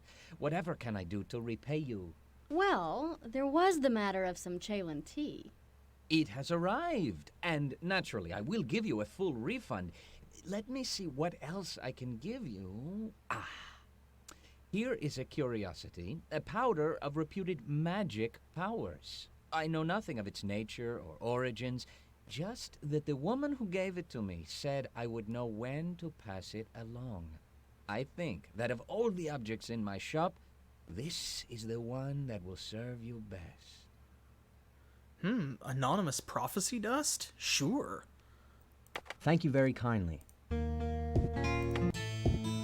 Okay. So, Chalon tea. William raised the bundle of crushed leaves to his nose and inhaled, filling his nostrils, tickling his nostrils, if you will, with the rich aroma. It smelled vaguely unpleasant to him, an opinion shared by most Antarans, which was why few shops in the Empire stocked it. Chalon tea was something of an acquired taste, and this must be the powder. Talakor dust. The small drawstring pouch protected a scant supply of talakor dust, a fine powder ground from the mineral so common in the Harkoon Mountains.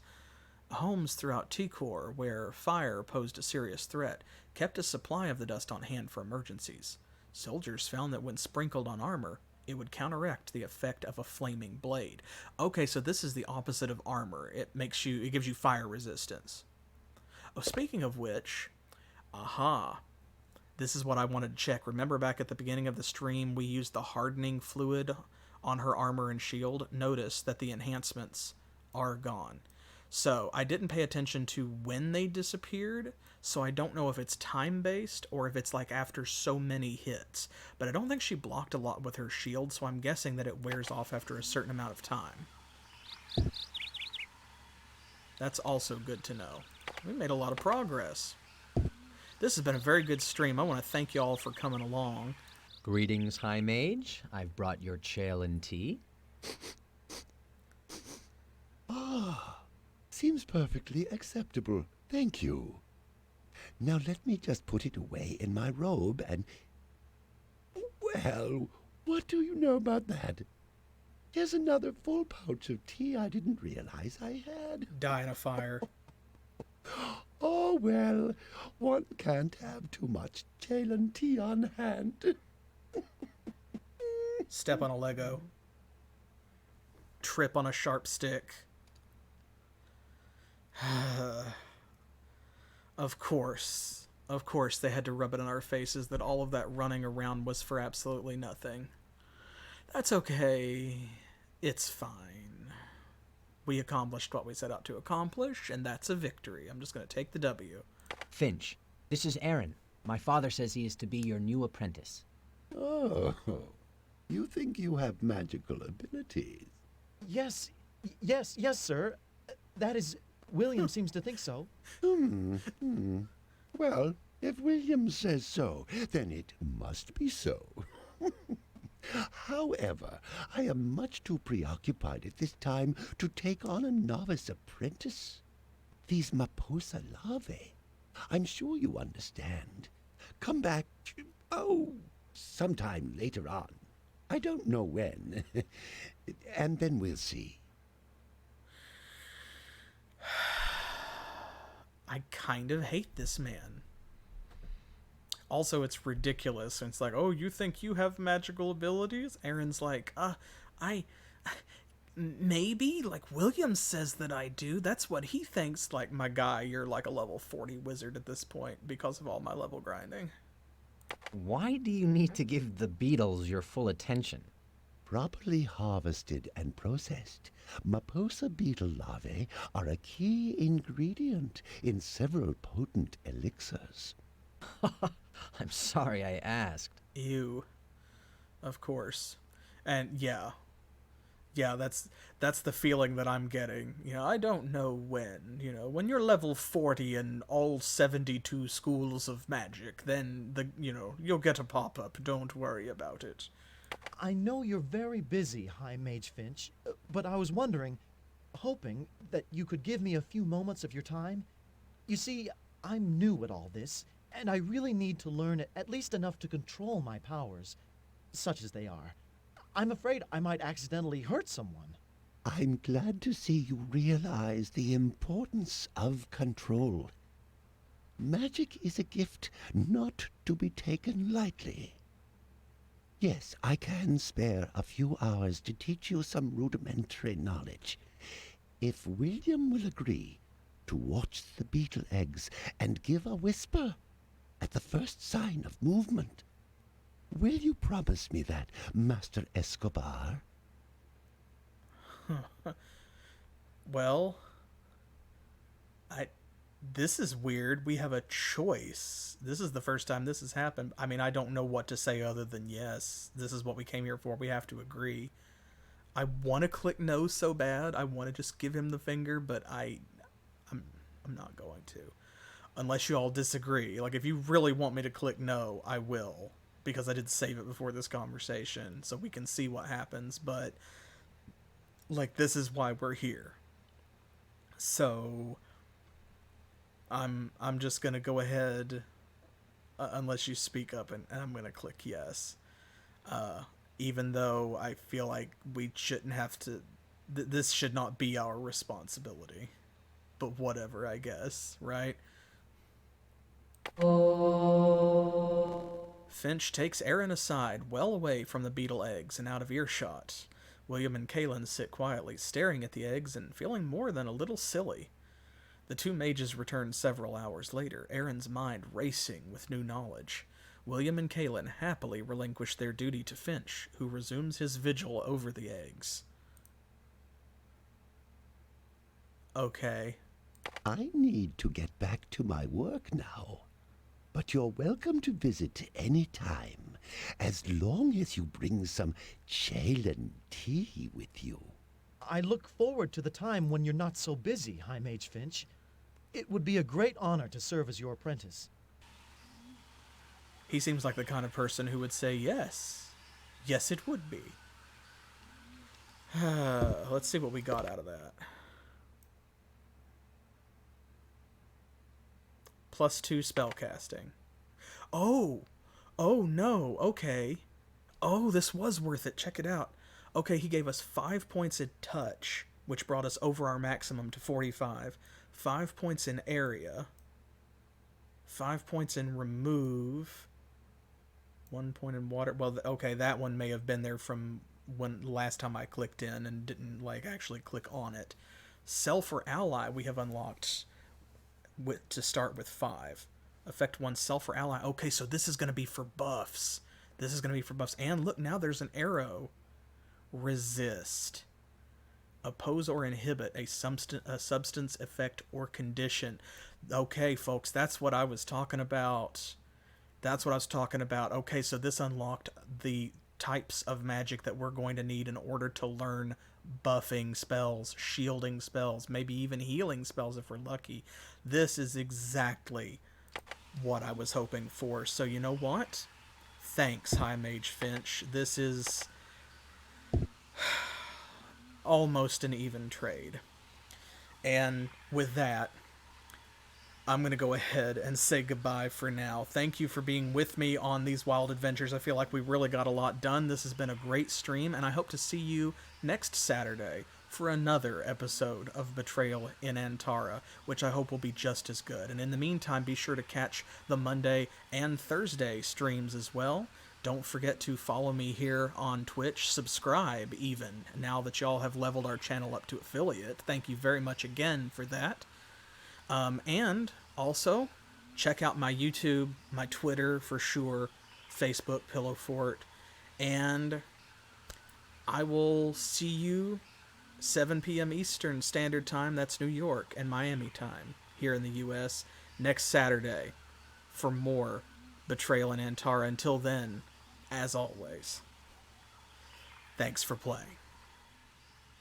Alright, so as I mentioned earlier, this will only be in the YouTube VOD. This was not part of the live stream on Twitch, unfortunately. There just wasn't a great way for me to be able to do that. But you can see, here we are south of Lugano, and here's the mountain pass we traveled down earlier. And after changing those files, ta-da, look at that.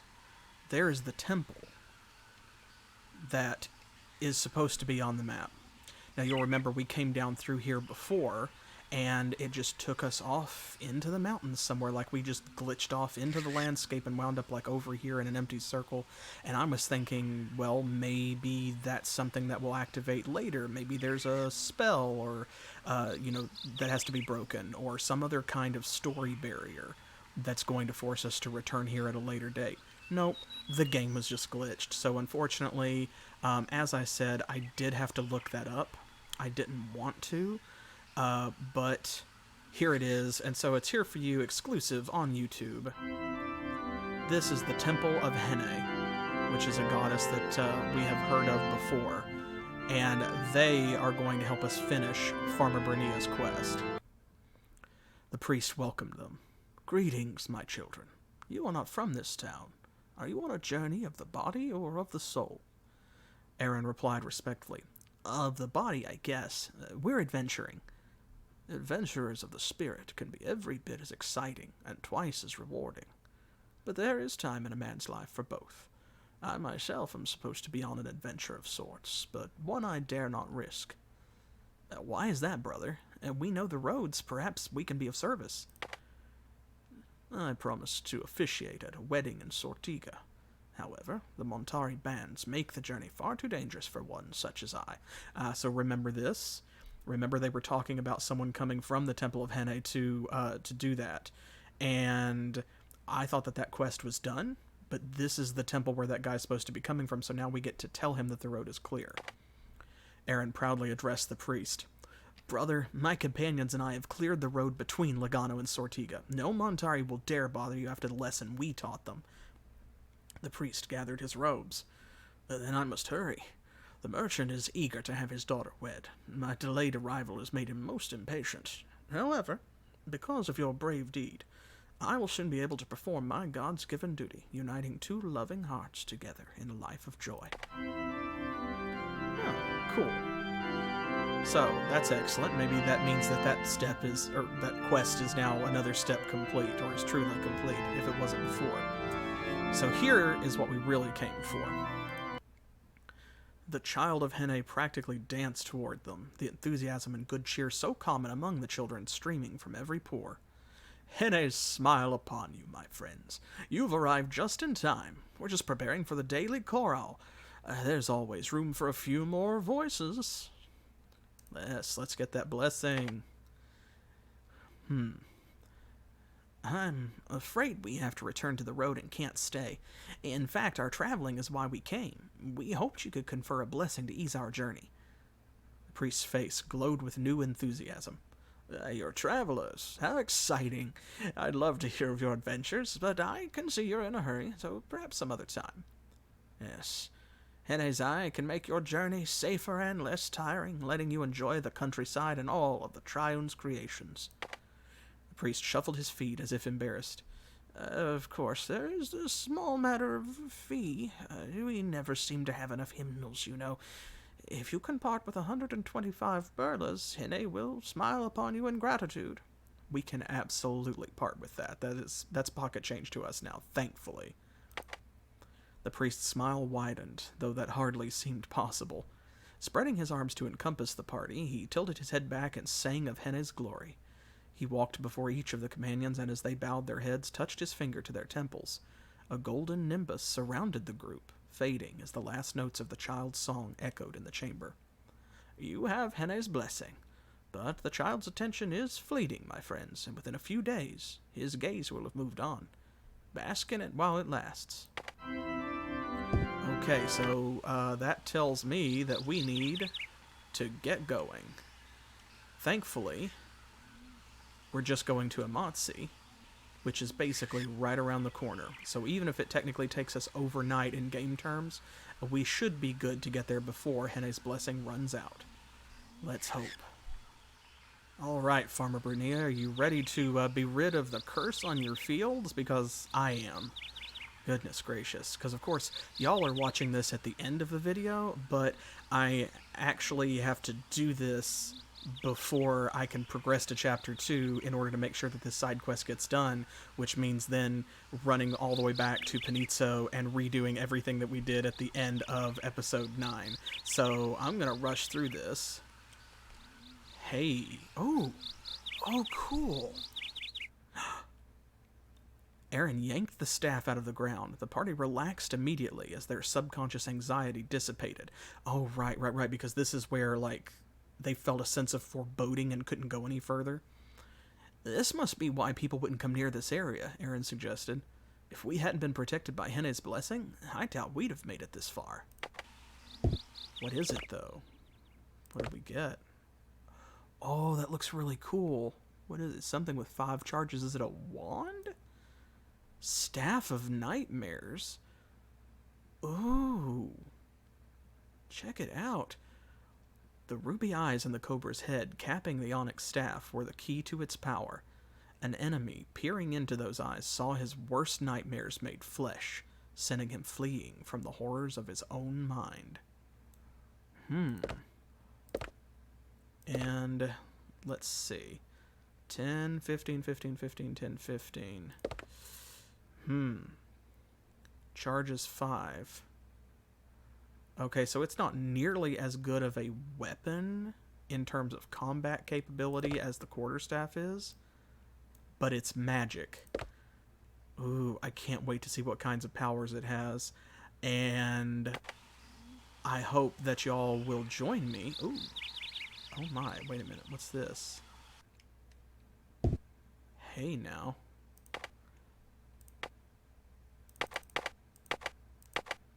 Oh, there's a cave back here too. Whoa, I wasn't expecting this. Oh wow, there's a whole cave system here. Oh man. Okay. Well, there could be mazliths or lizards of other kinds down here, all kinds of stuff. I have no idea. Hopefully there's just some treasure. But we may have to come back for this a little bit later. Because, of course, I'm going to have to go back to the main game. Ooh. Oh, I don't like the look of that. Oh, wow. Okay, yeah, we will come back here, and